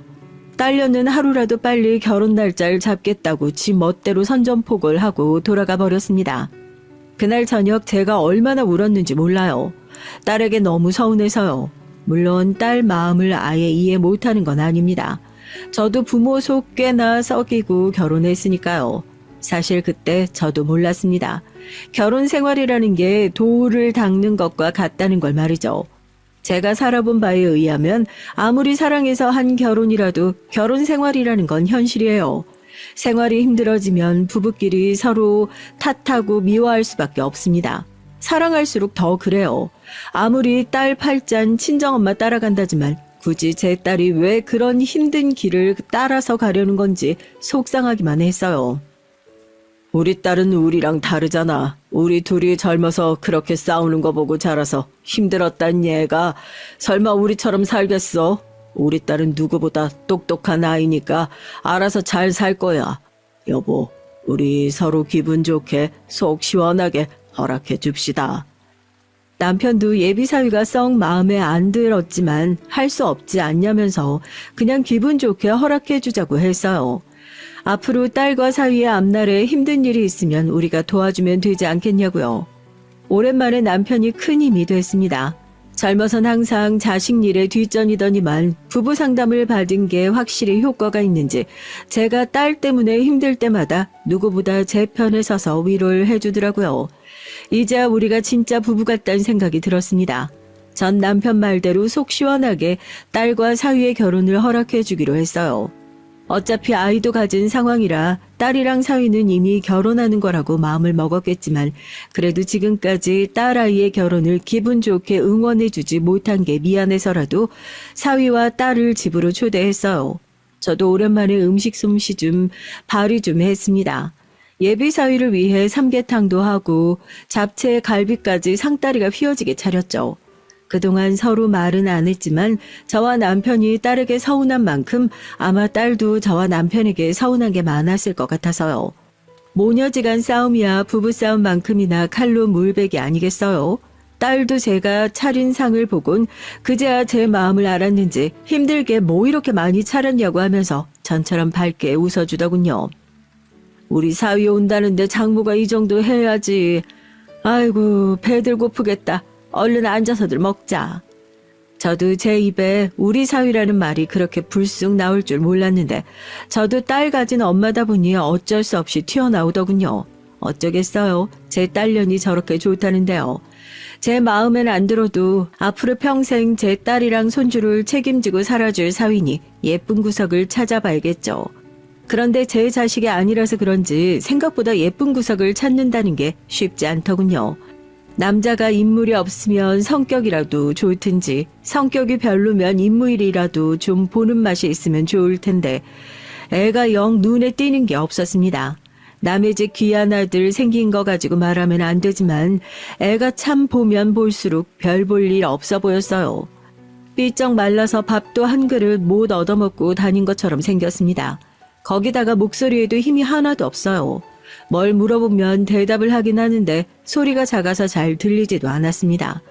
더군다나 둘이 좋아서 결혼하기로 했으면 뭔가 계획이라는 게 있어야 하는데 전혀 결혼 준비라는 게 되어 있지 않았어요. 저와 남편은 식사를 마치고 함께 과일을 먹으면서 앞으로 어디서 어떻게 지낼 생각인지 물었습니다. 아이가 생기면 아이는 어떻게 키울 계획인지도요. 집이야 지금 제가 사는 집보다 윤영이가 사는 집이 더 크고 좋아서 그쪽으로 들어가 살려고요. 그리고 애는 제가 특별히 할 게 있을까요? 낳은 건 윤영이가 할 텐데. 제가 거창한 대답을 듣겠다고 물어본 건 아니었지만 아무리 그래도 뭔 대답이 저 따위인 줄 모르겠어요. 예비사위가 제대로 된 직장 생활을 한 지 얼마 되지 않은 건 알지만 그래도 나이가 30이 훌쩍 넘었는데 저 정도로 결혼 준비가 안 되어 있을 줄은 몰랐습니다. 얘기를 대충 들어보니 예비사위네 집안은 저희 시댁보다 상황이 더 안 좋았어요. 예비사위는 어릴 때부터 아버지랑 둘이서만 단칸방에 살았답니다. 어머니는 사위가 아주 어릴 때 집을 나가서 얼굴도 본 적이 없고요. 그나마 아버지마저 사위가 중고등학교 때 술만 마시고 들어오면 사위를 때려서 사위가 고등학교 때 집을 나왔나 보더라고요. 친구 집을 전전하다 다행히도 당시 사위의 담임 선생님이 사위의 사정을 알게 돼서 지원받을 수 있는 기관에 보내서 대학까진 다닐 수 있었답니다. 딸은 사위가 안쓰러운지 연신 눈물을 훔쳤어요. 반면 전 사위의 얘기를 듣는 내내 한숨이 절로 나왔습니다. 저도 저랑 아무런 상관없는 사람의 얘기면 안쓰럽고 눈물이 났을 거예요. 그런데 제 딸이 저런 기구한 사연 속 주인공과 결혼을 한다고 하니 마음이 무겁고 어두워진 제 표정에 남편이 걱정됐는지 애써 미소를 지어 보이며 제 손을 꼭 잡더군요. 그러더니 한다는 말이 의외였습니다. 그래, 우리 사위도 그동안 고생 많았네. 결혼 준비야 차차 우리가 알아서 도와줄 테니까 걱정하지 말고 둘 다 몸부터 챙겨. 엄마 아빠가 건강해야 아기도 건강하게 잘 나오지. 남편은 신혼집이랑 예식장은 본인이 알아서 다 구해줄 테니 걱정하지 말고 둘이 살던 보증금 가지고 결혼 준비하는 데나 쓰라고 했습니다. 남편의 말에 딸이 어느 때보다 환하게 웃더군요. 아빠 정말이야? 아빠가 우리 집도 구해주고 예식장 밥값도 다 내줄 거야? 그럼 그러니까 너희 둘은 이 좋은 시절에 엄마 아빠처럼 싸우고 살지 말고 서로 아끼면서 살아. 알겠지? 제 딸이지만 저럴 때 보면 영락없이 철딱서니가 없습니다. 결혼 준비 도와준다는 말에 아주 입이 찢어지게 좋아하더군요. 제 딸이지만 참 저를 많이 닮았어요. 저도 저인 게 그래도 딸이 좋아하는 모습을 보니 한결 마음이 놓이더라고요. 그렇게 딸과 사위인 무사히 식을 올리고 아이를 낳았습니다. 아인 제 딸을 그대로 빼다 박은 아들이었어요.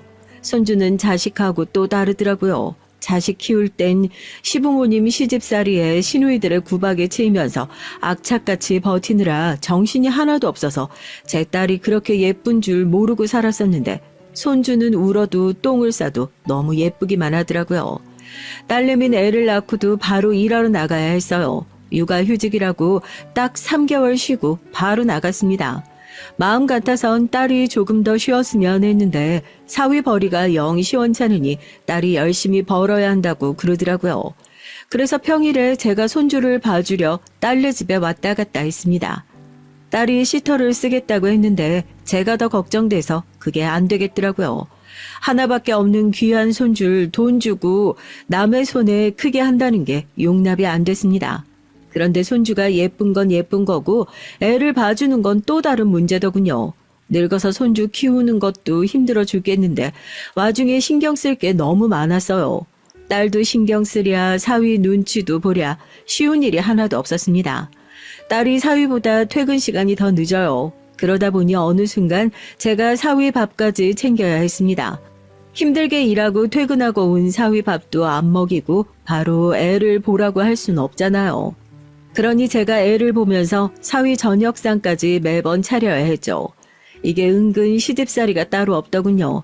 사위가 있는 분들은 알겠지만 남편하고 사위는 전혀 다르잖아요.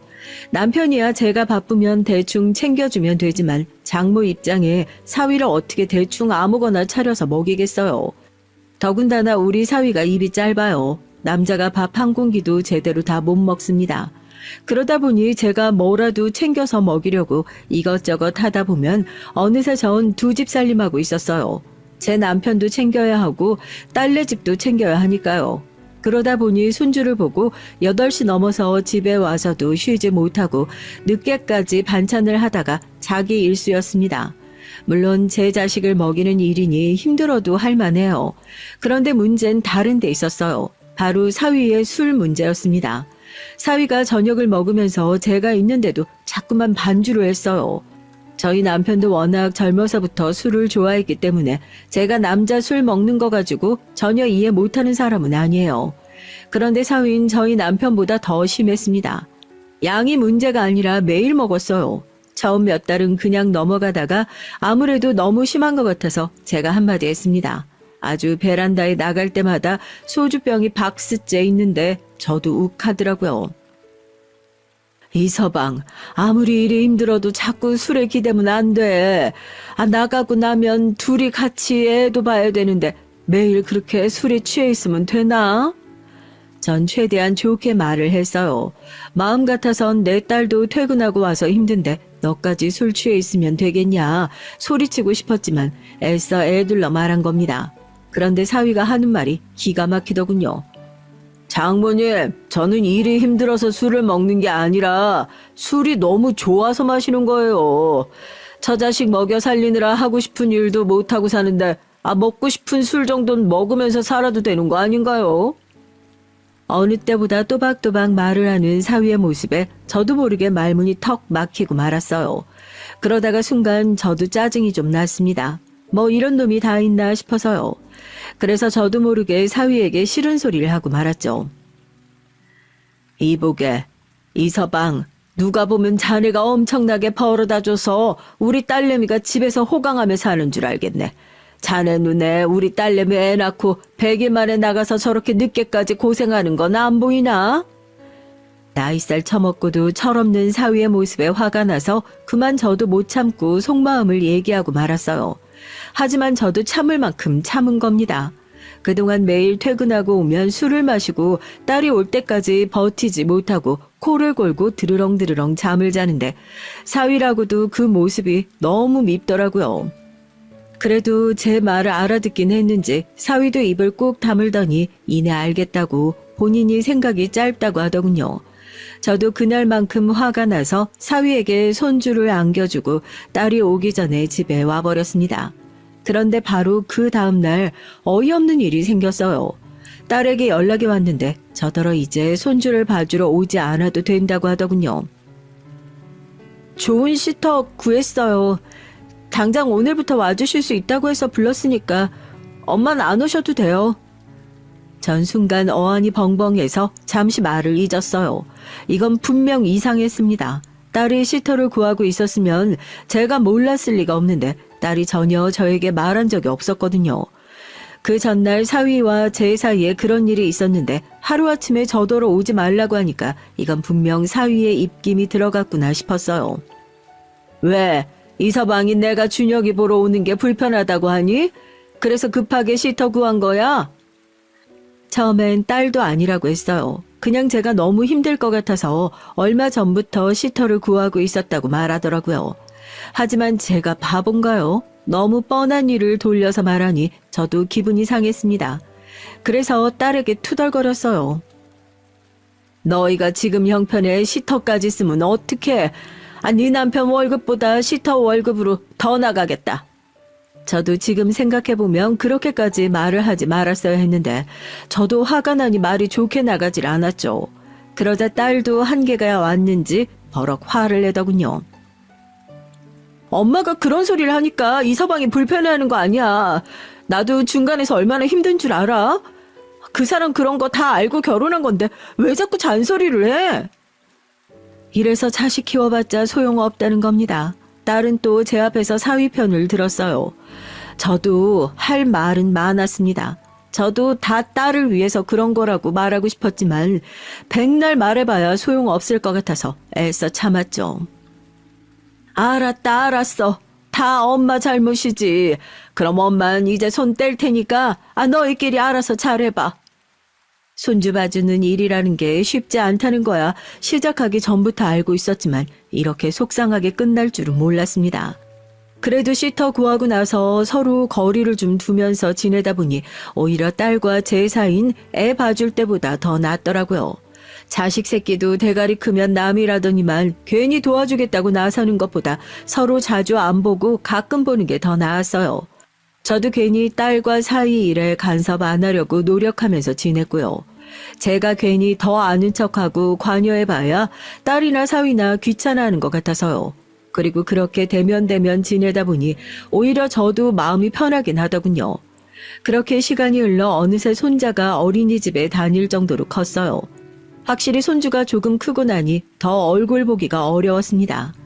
애나 어른이나 평일엔 다들 바쁘다 보니 주말엔 자기들끼리 시간 보내고 싶어 하는 것 같더라고요.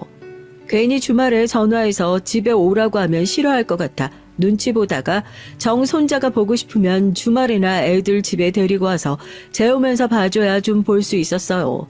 손자도 손자지만 사실 제 딸이 더 보고 싶을 때도 있어요. 애 보랴 일하랴 매일 바쁘다 보니 딸 얼굴 보기가 하늘의 별 따기였습니다. 그래도 2, 3일에 한 번은 손자를 어린이집 보내고 출근하는 길에 딸이 자주 전화하는데 웬일로 일주일이나 연락이 없더라고요. 그럴 때면 그냥 일이 바쁜가 싶어 원래 제가 먼저 딸에게 전화를 잘 안 하는데 마침 주말에 손자 생일도 다가오고 해서 제가 먼저 전화했습니다. 그런데 한참이 지나서야 딸이 전화를 받더라고요. 하루가 멀다 하고 전화하는데 이번 주는 통 연락이 없어서 엄마가 먼저 전화했어. 딸, 요즘 많이 바빠? 바쁘긴 그냥 준혁이가 감기 걸려서 며칠 고생하는 바람에 정신이 없었어요. 왜 엄마의 느낌이라는 게 있잖아요. 딸이 평소에도 말이 많은 성격은 아니지만 그래도 그날은 뭔가 말수가 적다는 느낌이 들었어요. 아무래도 손자가 아팠다고 하는 걸 보니 영 잠을 못 잤나 싶더라고요. 너 목소리가 안 좋다. 이번 주에 엄마가 가서 준혁이 데리고 올까? 그래야 너도 좀 쉬지. 다 커서 시집까지 간 딸이라도 옆에서 보면 항상 걱정되고 안쓰러워요. 바로 얼마 전까지만 해도 뭐 사달라, 뭐 먹고 싶다 철없이 조르던 녀석이 어느새 커서 애 엄마가 되어 있는 게 아직도 적응이 안 되더라고요. 전 항상 딸에게 어떻게 하면 도움이 될까, 뭘 도와주면 좋을까 고민합니다. 사실 지금이야 딸도 시집가서 잘 살고 있고 저도 남편이랑 그런 대로 잘 지내고 있지만 딸이 한참 예민했던 시절 저와 남편이 저지른 일이 있잖아요. 딸이 저나 남편 때문에 힘든 학창 시절을 보냈다고 하니 결혼해서 사는 동안만큼은 조금이나마 마음 편하게 살게 해주고 싶어요. 애 생일인데 그래도 집에서 파티라도 해야지. 이번 주말은 집으로 와요. 제가 맛있는 거 많이 해놓을게요. 며칠이나 연락이 없길래 걱정했는데 그래도 별일이 있는 건 아닌지 딸애가 주말에 손주 생일 파티한다고 초대를 했습니다. 저와 남편은 오랜만에 딸도 보고 손주도 보는 거라 신이 나서 일찍이 딸네 집에 갔어요. 그런데 아무래도 저와 남편이 괜히 갔나 봐요. 오랜만에 딸네 집에 갔는데 사위 얼굴이 영 좋지 않더라고요. 딸은 애써 손주를 안고 웃으며 반겨줬지만 아무래도 사위 표정이 평소랑 달랐습니다. 평소에도 사위가 저나 남편한테 살갑게 구는 성격은 아니었지만 그래도 아예 인상을 쓰고 있진 않았어요. 그날은 대놓고 얼굴이 구겨져선 저와 남편을 보고 고개만 대충 숙이고 말더라고요. 사위의 행동에 전 순간 또 욱했지만 애써 참았습니다. 하나밖에 없는 손주 생일인데 괜한 일로 또 문제를 만들고 싶지 않아서요. 그래도 딸과 손주 덕분에 오랜만에 좋은 시간을 보냈죠. 언제 그렇게 준비를 했는지 딸애가 맛있는 걸 많이 만들었더라고요. 우리 딸은 설거지도 제대로 못하는 줄 알았더니 언제 이렇게 음식 솜씨가 좋아졌대? 나도 벌써 결혼한 지 몇 년인데 솔직하게 미역국은 내가 엄마보다 낫지 않아? 그래 너희 엄마 미역국은 영 간이 심심하지. 우리 딸이 끓인 게 내 입맛에도 딱이다 딱이야. 아이씨구 부녀지간이 아주 신이 났네. 아무리 그래도 내 음식 솜씨 따라오려면 아직 멀었어. 안 그런가 이서방? 네, 뭐 그런 것 같네요. 사위의 떨떠름한 반응에 순간 집안 분위기가 싸해졌습니다. 그럴 때마다 딸애가 일부러 말을 돌리며 분위기를 바꿔보려고 했지만 사위의 반응은 식사 자리가 끝날 때까지 똑같았어요. 전 아무래도 사위의 행동이 신경 쓰여서 사위에게 무슨 일이 있냐고 물었죠. 얼굴이 너무 안 좋다고요. 이서방 요즘 회사에 무슨 일 있어? 전보다 얼굴도 좀 야윈 것 같고 표정도 영 안 좋네. 아니요. 제가 다니는 회사야 코딱지만한 회사인데 무슨 일이 있을 게 뭐 있나요? 그냥 좀 애 보느라 힘들어서 그래요. 사위의 말에 분명 뼈가 있었습니다. 아무래도 제가 지난번에 사위가 벌어오는 돈이 시원찮다는 식으로 말한 거 가지고 사위는 아직도 꽁에 있는 것 같았어요. 전 이대로 아무 일 없다는 듯 넘어가는 건 아닌 것 같아 사위에게 제대로 다시 한번 얘기했습니다. 이서방, 내가 지난번에 자네한테 한 얘기한 것 때문에 아직도 서운한 거야? 그땐 내가 내 자식만 걱정하느라 생각이 짧았어. 기분 나빴으면 내가 사과할게. 아무리 자식이라도 함부로 말하면 안 되는 건데 제가 사위 자존심을 건드린 것 같아 안 그래도 내내 마음이 쓰였어요.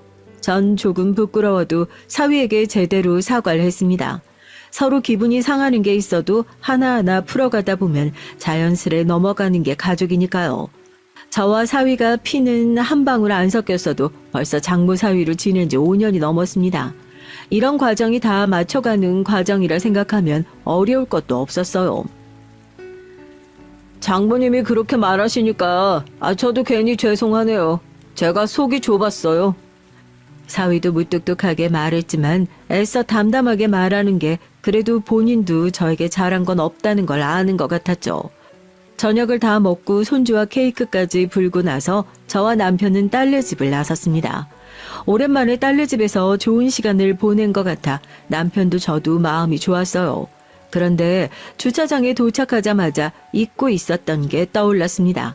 글쎄 손주 녀석 생일이라고 봉투에 용돈을 넣어 온 걸 깜빡했지 뭐예요. 사실 말이 손주 용돈이지 딸에게 주는 생활비였습니다. 대놓고 돈을 주면 딸이 받지 않아서 딸 사위 손주 생일 때나 명절에 제가 따로 봉투에 300 정도 넣어주곤 해요. 딸이랑 사위도 열심히 일해서 버는 거야 알지만 요즘 세상에 애 키우는데 돈이 얼마나 많이 들어가요. 더군다나 딸내는 일한다고 슈터까지 쓰는데 항상 돈에 허덕일 게 뻔해서 생활비라도 좀 보태줘야 제 마음이 편했습니다. 남편에겐 차에가 있으라고 하고 급한 대로 저만 다시 딸네 집으로 올라갔어요. 봉투만 후다닥 주고 다시 내려오려고요. 그런데 사위가 연신 집에서 음식 냄새가 난다고 투덜거리더니만 현관문을 아예 활짝 열어놨더라고요. 아이고 벌레 들어오면 어쩌려고 문을 이렇게 활짝 열어놓으면 어떡해.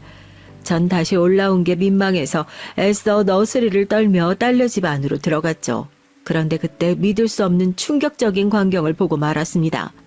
손주를 등에 업고 재우고 있는 딸에게 다가간 사위 자식이 제 딸 뺨을 3개 갈기더라고요. 찰싹 소리가 날 정도로 3개 말이죠. 어휴, 넌 가만 보면 소름 끼치게 가식을 참 잘 떨더라. 이 상황에 네 애미 왔다고 아주 신이 나서 실실 쪼개면서 말도 많던데? 전 순간 이성의 끈이 빠지지 끊어지고 말았습니다.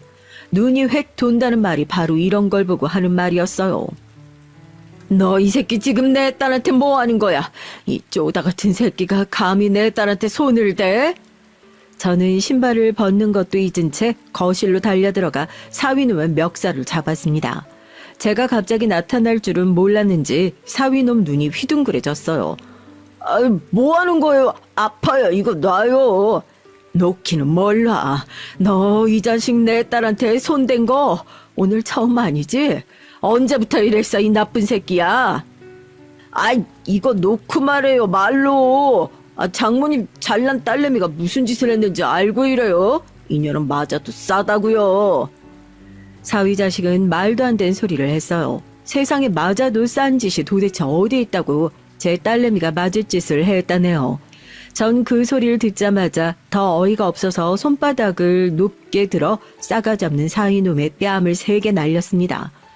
그러자 순간 눈이 희번득 돌아버린 사위 자식이 저에게 소리를 지르더니 절 3개 밀어내더군요. 이 아줌마가 미쳤나? 편들 게 따로 있지. 당신 딸 바람 피우다가 나한테 걸렸어. 더러운 년 데리고 살아주면 고마운 줄 알아야지. 어디서 큰 소리야. 사위놈이 절 3개 밀치는 바람에 전 그대로 바닥에 고꾸라졌습니다. 한참이 돼서도 제가 내려오지 않자 걱정된 남편이 올라오지 않았으면 전 그대로 쓰러졌을지도 몰라요. 딸도 이 상황이 믿기지 않는지 펑펑 눈물을 쏟으며 제 팔을 붙들고 울었죠. 그러면서 하는 말이 저에게 미안하다고 연신사정하면서 저 사람이 하는 말 믿지 말라고 울부짖었어요. 그날 딸과 손주를 그대로 그 집에 두고 올 수 없어서 급한 대로 우리 집으로 데려와 하루 재웠습니다. 그러면서 이게 도대체 어떻게 된 일인지 자초지종을 물었죠. 그런데 딸 얘기가 충격적이었어요. 알고 보니 사위놈이 연애할 때부터 집착이 심했답니다. 딸이 다른 남자랑 얘기하는 것만 봐도 싫어했대요. 그땐 둘 다 나이가 어릴 때니 딸도 단순히 질투가 심하다 정도만 생각했지 심각하게 생각하지 않았답니다. 그런데 결혼하고 얼마 뒤부터 자꾸만 술에 의존하기 시작하더니 그때부터 집착이 더 심해졌대요. 딸아이가 회사에서 함께 일하는 남자 상사가 있었는데 자꾸만 그 남자 상사와 엮으면서 의심을 했대요. 딸 핸드폰을 훔쳐보는 건 일상이었고 딸 핸드폰에서 별다른 게 나오지 않으면 그때부터 딸에게 핸드폰 메시지를 삭제했다고 의심했답니다. 심지어 핸드폰 매장까지 가서 통화 내용과 메시지 내용을 뽑아달라고까지 했대요. 직원이 메시지 내용까진 뽑을 수 없다고 했더니 거기서 직원한테 나랑 입 맞춘 거 아니냐고 막 소리를 지르면서 난리를 치더라고. 눈으로 직접 본 것도 아닌데 그렇게까지 했다는 거야? 별 미친놈을 다 보겠네. 사위의 망상은 날이 갈수록 심해졌답니다. 회사에서 야근이라도 하면 손주를 늦게까지 시터에게 맡겨놓고 혼자 회사까지 찾아와서 난동을 피웠대요. 딸아이와 그 남자 상사만 있는 것도 아닌데 회사 앞에서 기다렸다가 딸과 상사가 나오는 순간에 달려들어 멱살까지 잡으면서 바람을 피웠다고 몰아붙였답니다. 얘기를 듣다 보니 사위가 아무래도 알코올 중독인 것 같았어요. 결혼 초부터 그렇게 술을 먹더니만 결국은 병이 난 거죠. 딸아이에게 손댄 건 그날 처음이었다고 하긴 했지만 그래도 저와 남편은 이대로 두고 볼 수만은 없었습니다. 이미 사위놈의 증상은 선을 넘었어요. 전 곧바로 딸과 사위의 이혼 소장을 접수하고 병원부터 알아봤습니다. 사위가 정상적으로 이혼만 해주면 다른 건 신경 안 쓰려고 했는데 사위놈이 죽어도 이혼을 안 하겠다고 우겼어요. 내가 누구 좋으라고 이혼을 해줘? 나 버리고 그 새끼랑 살림 차리라는 거 누가 모를 줄 알아? 사위놈은 이혼 안 하겠다고 물건까지 던지고 난리가 아니었습니다. 그래서 병원을 알아본 거예요. 사위놈이 알코올 중독이라는 진단서가 필요했거든요. 전 사위놈이 물건을 던지고 난동을 부리는 동영상을 찍어서 법원에 제출했습니다. 그러자 법원에서 사위놈에게 병원에서 진단서를 끊어오라고 했어요. 사위는 병원에서 알코올 의존증이 심하다는 진단을 받았습니다. 더군다나 망상장애로 인한 조현병 증상도 있다는 진단을 받았죠. 사위에겐 안 된다는 일이었지만 저희에겐 오히려 잘된 일이었어요. 사위는 곧바로 입원 결정이 떨어졌습니다. 어린 아들이 있다 보니 사위의 상태는 정상적인 결혼 생활을 유지할 수 없다는 판결이 났어요. 그렇게 제 딸은 사위놈과 이혼하고 아들을 데리고 다시 우리 집으로 들어왔습니다. 딸아이가 이혼하면 저도 남편도 둘 다 속이 시원할 줄 알았는데 의외로 그렇지가 않았어요. 딸아이가 사위를 많이 좋아하긴 했지만 사위를 불쌍하게 생각하더라고요. 그렇게 아버지를 미워하더니만 어떻게 똑같은 짓을 해? 딸은 손주를 위해 사위 같은 아빠는 없는 게 낫다고 판단해 이혼하긴 했지만 이혼하고 나서도 가끔 사위 병원에 면회를 가요. 갈 때마다 약 잘 먹고 술 꼭 끊어야 한다고 그래야 병원에서 나올 수 있다고 희망을 주는 것 같더라고요. 제 속으로 낳은 제 딸이지만 전현도 참 답답합니다.